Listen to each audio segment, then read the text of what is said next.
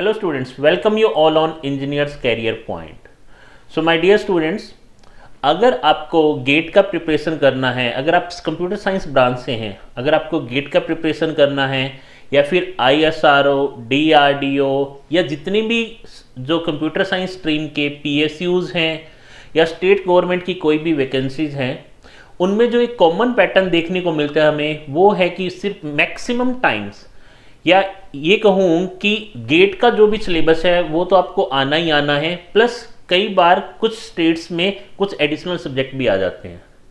तो जो इम्पोर्टेंस है गेट का वो बहुत ज़्यादा है, क्योंकि गेट में प्रिसाइज हमारी पूरा डिग्री के या बीटेक के कुछ सेलेक्टेड सब्जेक्ट्स को पिक किया गया जो कि कोर सब्जेक्ट हैं, जिनका नॉलेज एक कंप्यूटर साइंस इंजीनियर को होना चाहिए।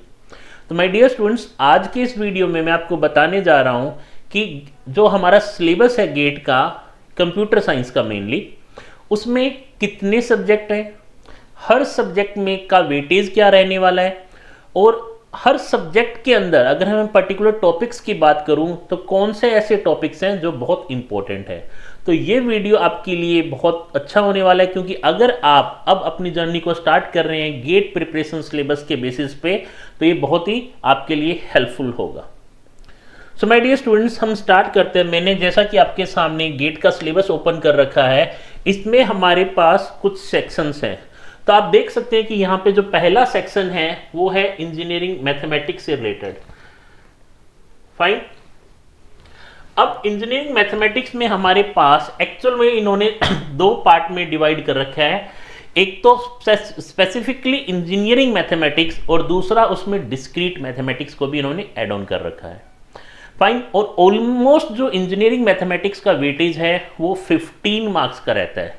दैट मीन्स आप यहां देख सकते हैं discrete mathematics, linear algebra, calculus, probe and stats, ये टोटल मिला के आपके 15 नंबर को कवर करेंगे।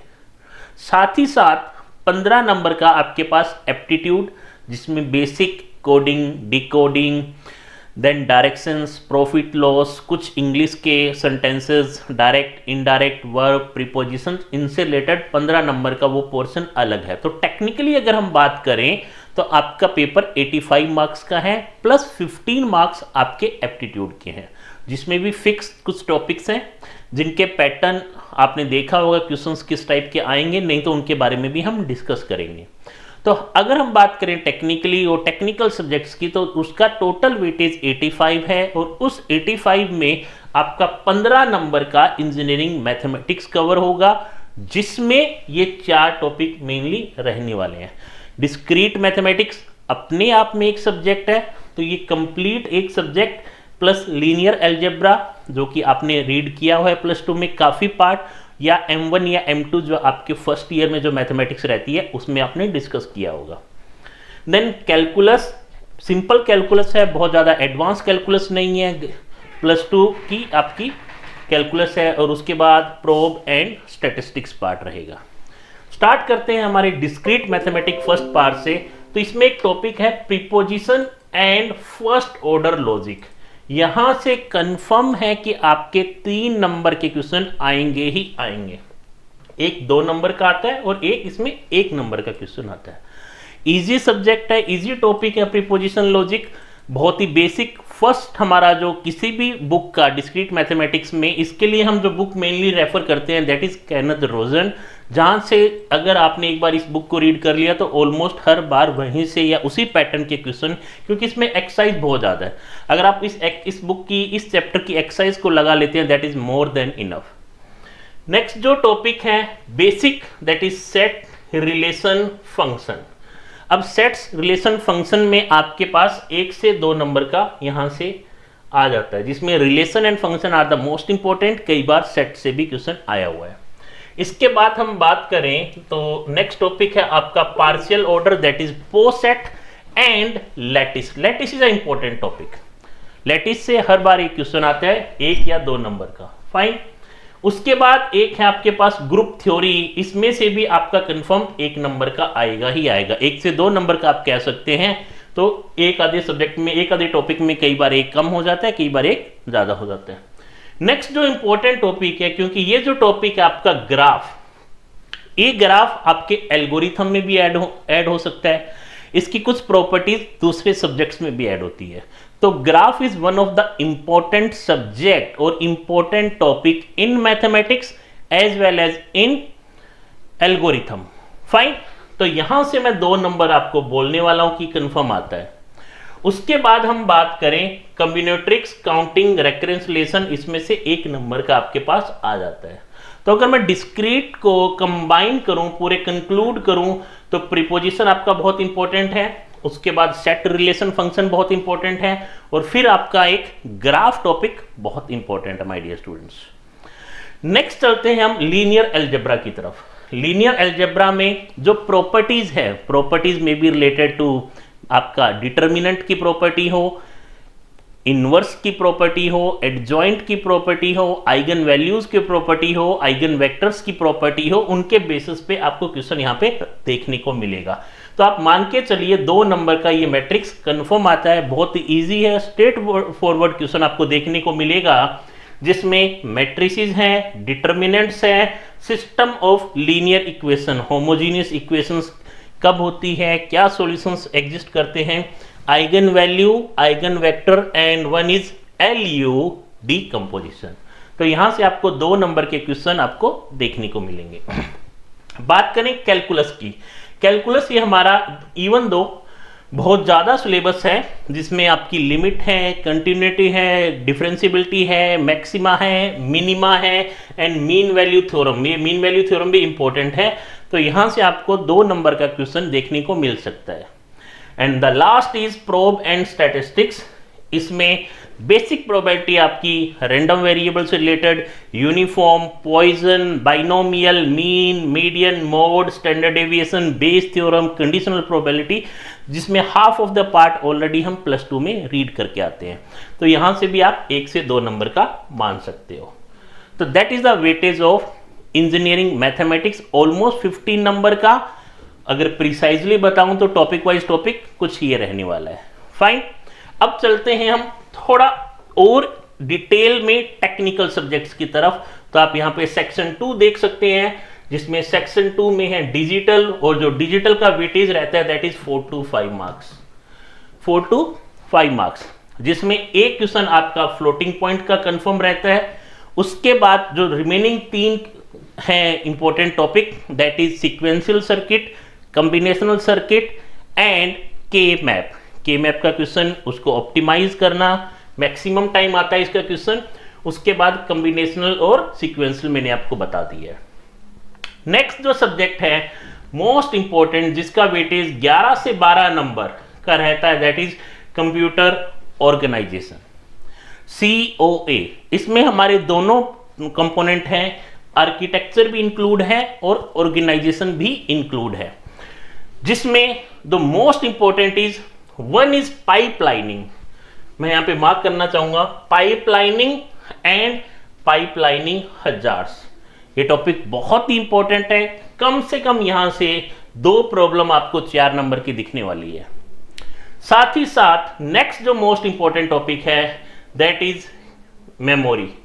कैसे मेमोरी, इसमें से भी आपको 3 से 4 नंबर का टॉपिक मिलने वाला है, और रेस्ट जितने भी टॉपिक हैं उनमें से आप अगेन 3 से 4 नंबर का बोल के ये सब्जेक्ट यहाँ पे एंड होता है, जो कि बहुत इंपॉर्टेंट हाई वेटेज सब्जेक्ट है, जिसमें अगर आप पाइपलाइनिंग और मेमोरी को देखें तो ऑलमोस्ट आपका 75% एरिया ये 2 टॉपिक ही कवर कर लेंगे।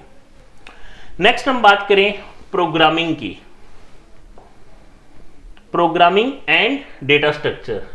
अगर अब मैं बात करूं प्रोग्रामिंग एंड डेटा स्ट्रक्चर में माय डियर स्टूडेंट्स, तो याद रखना इन दोनों सब्जेक्ट से मिला के, that is programming and data structure and algorithm, आपको ऑलमोस्ट 20 to 24 मार्क्स का, जो कि बहुत हाई वेटेज है। 15 मार्क्स मैंने आपको एप्टीट्यूड का बताया, 15 मार्क्स मैंने आपको मैथमेटिक्स का बताया, और यहाँ पे 20 से 25 नंबर के बीच में आपको programming and data structure and algorithm देखने को मिल सकते हैं।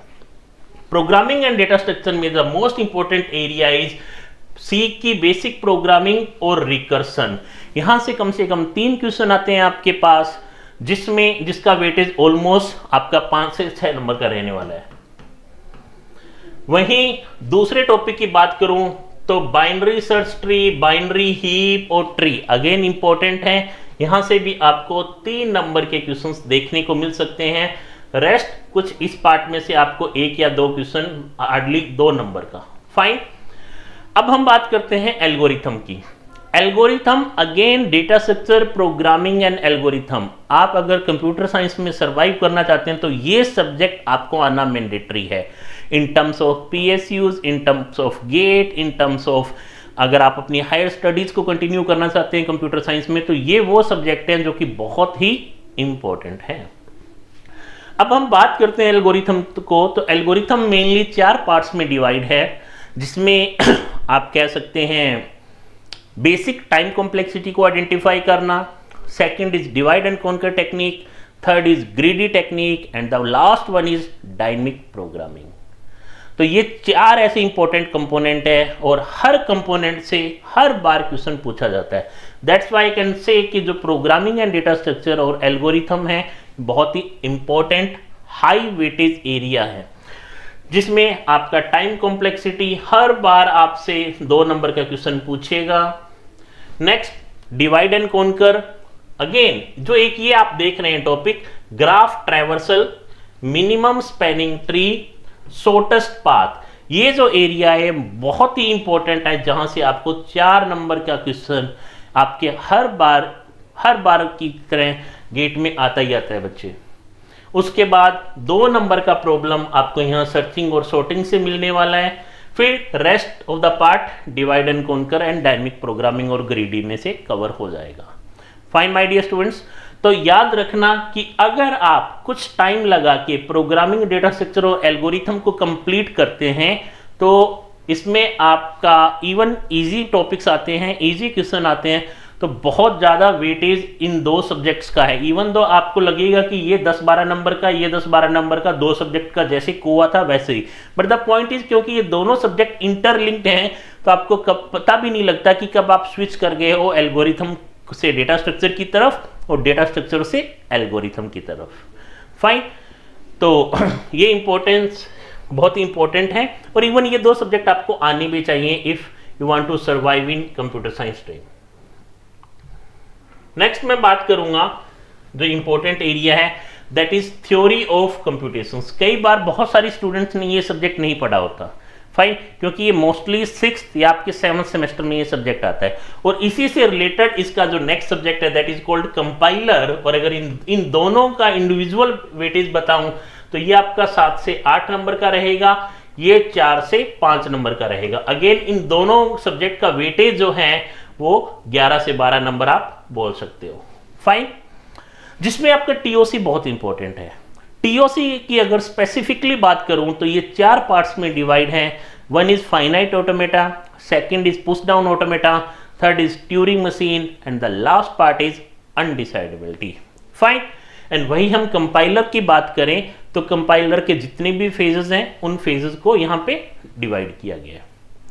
स्टार्ट करते हैं अब हम थ्योरी ऑफ कंप्यूटेशन से।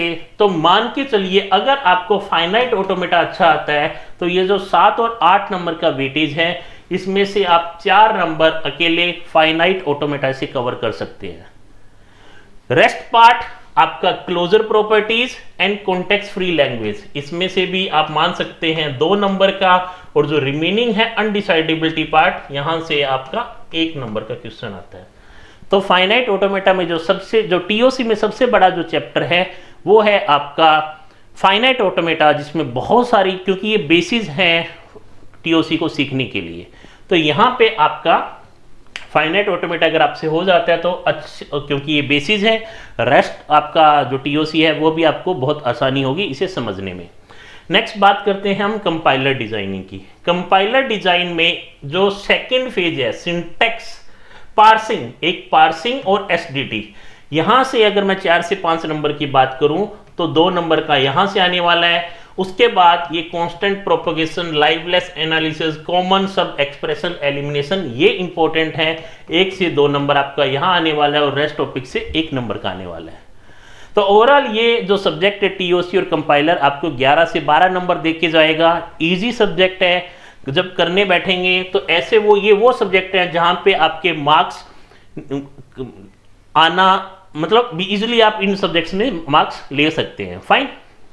नेक्स्ट जो हमारा है, जो एक कॉमन अगेन इंपॉर्टेंट सब्जेक्ट है कंप्यूटर साइंस में, that is called operating system. इसका भी वेटेज मैं आपको 7 से 8 नंबर का कहूंगा, जिसमें आपका डेडलॉक एक इंपॉर्टेंट एरिया है, 1 से 2 मार्क्स का क्वेश्चन रहने वाला है। मेमोरी मैनेजमेंट और virtual memory, specifically virtual memory को मैं आपकी बात करूं तो यहां से आपको 2 नंबर का क्वेश्चन मिलेगा। फाइल सिस्टम में अगेन आपको 1 नंबर का क्वेश्चन मिलेगा। सिंक्रोनाइजेशन बहुत ही इंपॉर्टेंट है, हर बार 2 नंबर का क्वेश्चन आएगा। और उसके बाद एक थ्योरेटिकल आपका थ्रेड और इंटर प्रोसेस कम्युनिकेशन के बीच में 1 नंबर का पक्का आता है, और जो प्रोसेसेस है उसमें से भी अगेन 1 से 2 नंबर का क्वेश्चन पक्का आएगा। फाइन। तो इंडिविजुअल हर सब्जेक्ट, हर टॉपिक का अपना इंपॉर्टेंस है, तो इस सब्जेक्ट में आप ऐसा नहीं कह सकते कि एक पर्टिकुलर टॉपिक बहुत ही ज्यादा इंपॉर्टेंट है और दूसरा नहीं है। यहाँ पे पूरा एरिया डिवाइड है मेनली 4 से 5 चैप्टर्स में, वहां से हर बार हर चैप्टर में से क्वेश्चन आपको देखने को मिलेगा। नेक्स्ट हम बात करें डेटाबेस मैनेजमेंट सिस्टम की। अगेन ये सब्जेक्ट भी एक इंपॉर्टेंट सब्जेक्ट है, इंडस्ट्री में भी बहुत इंपॉर्टेंट है। अगर आप आईटी कंपनीज में जाना चाहते हैं उसमें भी ये एक इंपॉर्टेंट सब्जेक्ट है। तो अगेन ये आपका 7 से 8 नंबर का फिर से रहने वाला है, जिसमें 2 नंबर का मिनिमम आपको सीक्वल जरूर देखने को मिलेगा। उसके बाद आपका जो इंपॉर्टेंट टॉपिक है ट्रांजैक्शन एंड कॉन्करेंसी कंट्रोल, इसमें भी अगर स्पेसिफिकली मैं बात करूं तो कॉन्फ्लिक्ट सीरियलाइजेबल शेड्यूल और शेड्यूल बेस्ड ऑन रिकवरेबिलिटी, ये इंपॉर्टेंट एरिया है और ये यहाँ पे आपका 3 से 4 नंबर का कवर करेगा। और जो नॉर्मल फॉर्म है अगेन 2 नंबर का कवर करेगा। तो यहाँ से आपका ऑलमोस्ट टॉपिक खत्म होते हैं। इवन दो कई बार सीक्वल में से 1 नंबर कम करके रिलेशनल मॉडल, रिलेशनल अलजेब्रा से भी क्वेश्चन पूछ लिया जाता है। ER से भी 1 नंबर का आ सकता है, बट डिपेंड करता है कि फिर इसका वेटेज दूसरे टॉपिक में से निकाल के यहाँ पे ऐड ऑन कर देते हैं। फाइन। इजी सब्जेक्ट अगर मैं बात करूं ऑपरेटिंग सिस्टम की और database management system, TOC, compiler, algorithm, data structure and programming, ये वो कुछ इंपॉर्टेंट और इजी सब्जेक्ट है जिसमें आप फुल आउट ऑफ फुल भी स्कोर कर सकते हो। नेक्स्ट हम बात करें कंप्यूटर नेटवर्क की, जो कि हमारा लास्ट सब्जेक्ट रहने वाला है। और इस कंप्यूटर नेटवर्क का अगेन आपका वेटेज 8 से 10 नंबर का रहता है। मैं 10 से 11 लिखूंगा क्योंकि COA और कंप्यूटर नेटवर्क ये सबसे ज्यादा वेटे वाले सब्जेक्ट है। और कंप्यूटर नेटवर्क को हमने मेनली जो इंपॉर्टेंट जो लेयर्स हैं वो 3 लेयर्स हैं, that is data link layer, second is network layer and third one is again transport layer. Again transport layers में आपको जरूर क्वेश्चन यहाँ पे देखने को मिलेगा। ट्रांसपोर्ट लेयर में मैं यहाँ पे बात करूं तो flow and control, conjunction control policies and UDP, again आपको 2 से 3 नंबर का मिलेगा। देन वेक्टर एल्गोरिथम पे भी, राउटिंग एल्गोरिथम पे भी आपका 2 नंबर का क्वेश्चन बन जाता है। उसके बाद जो बेसिक ईथरनेट है या फ्रेमिंग है या एरर डिटेक्शन है, जो कि डेटा लिंक लेयर की मैं बात कर रहा हूं, वहां से भी आपको 2 नंबर का और 1 या 1 से 2 बेसिक थ्योरी क्वेश्चन यहाँ पे बनते हैं, जो कि रिलेटेड हैं DNS से, एप्लीकेशन लेयर प्रोटोकॉल से, DNS, SMTP, HTTP, FTP, email, इनसे रिलेटेड है। तो ये मिला के हमारा ये जो सब्जेक्ट बनता है ऑलमोस्ट 10 to 11। और अगर इनमें स्पेसिफिकली मैं बात करूं तो मैं आपको बताना चाहूंगा कि जो हमारा मैथमेटिक्स पार्ट है, जैसा कि मैंने कहा आपका 15 नंबर का रहने वाला है। उसके बाद में जो इजी सब्जेक्ट्स की अगर मैं बात करूं जिनसे आपको अपनी इस गेट की जर्नी को स्टार्ट करना चाहिए, that is operating system, that is you can start with either algorithm and data structure or you can start with TOC followed by the compiler, और इंडिविजुअली आप DBMS से भी स्टार्ट कर सकते हैं। तो ये वो सब्जेक्ट हैं, लाइक मैंने आपको बताया 7 से 8 नंबर का बताया, ये आपको 20 से 25 नंबर का बताया, ये आपको अगेन मैंने 11 से 12 नंबर का बताया, और अगेन ये 7 से 8 नंबर का। तो इनका आप वेटेज देख सकते हैं, 20 और 7 27 और 11 देन 38 और 7 ऑलमोस्ट 45 मार्क्स का ये कवर होने वाला है, प्लस 15 नंबर का मैथ, प्लस 15 नंबर का FT। फाइन। इसके बाद रेस्ट ऑफ दी सब्जेक्ट्स हैं जिसमें आपका डिजिटल लॉजिक है, COA है और कंप्यूटर नेटवर्क है। जब भी आप किसी भी कंपटीशन की या किसी भी एग्ज़ाम की प्रिपरेशन को स्टार्ट करें तो सबसे पहले उसका सिलेबस देखना, उस सिलेबस को एनालाइज करना और किसी भी सब्जेक्ट का वेटेज क्या है, उसकी इंपॉर्टेंस क्या है उस एग्ज़ाम में, ये देख के एक बेहतरीन स्ट्रेटजी को बनाना बहुत इंपॉर्टेंट है। ब्लाइंडली किसी भी सब्जेक्ट से स्टार्ट करना वो आपको डीमोटिवेट कर सकता है आपकी प्रिपरेशन में। मान लो आपने कोई एक टफ सब्जेक्ट जिसमें आप इतने हैंडी नहीं हो, तो आपको हमेशा से ही टफ लगता होगा, अगर उस सब्जेक्ट से आप स्टार्ट करते हैं तो कई बार उसका नेगेटिव इम्पैक्ट आपको देखने को मिलता है, जिसमें आप अपनी इस जर्नी में डीमोटिवेट हो सकते हैं। तो मैं आपको सजेस्ट करूंगा कि ऑलवेज सबसे पहला जो सब्जेक्ट है वो इजी सब्जेक्ट को पिक करें, उसके बाद धीरे धीरे जब भी मोमेंटम बन जाए तो उसके अकॉर्डिंग अपनी इस प्रोग्रेस को इस जर्नी को आगे लेके जाएं और प्रोग्रेस की तरफ लेके जाएं। फाइन। अगर आपको लगता है कि आपके कोई डाउट हैं, आपका कोई कंफ्यूजन है इस एग्ज़ाम की प्रिपरेशन की स्ट्रेटजी को लेके, कब कैसे स्टार्ट करना चाहिए, तो आप इंजीनियर्स कैरियर पॉइंट, जो कि हम सिचुएटेड है सेक्टर 34 चंडीगढ़ में, आप हमसे बात कर सकते हैं, हमारे एग्जीक्यूटिव को कॉल कर सकते हैं, 1-to-1 आप मेंटर से पर्सनली मिल सकते हैं, उनसे बात भी कर सकते हैं। फाइन। तो ये जो सिलेबस था, ये कंप्यूटर साइंस का सिलेबस मैंने आपके साथ डिस्कस किया। अगर आपकी कोई क्वेरी है तो आप कमेंट सेक्शन बॉक्स में भी लिख सकते हैं। Thank you.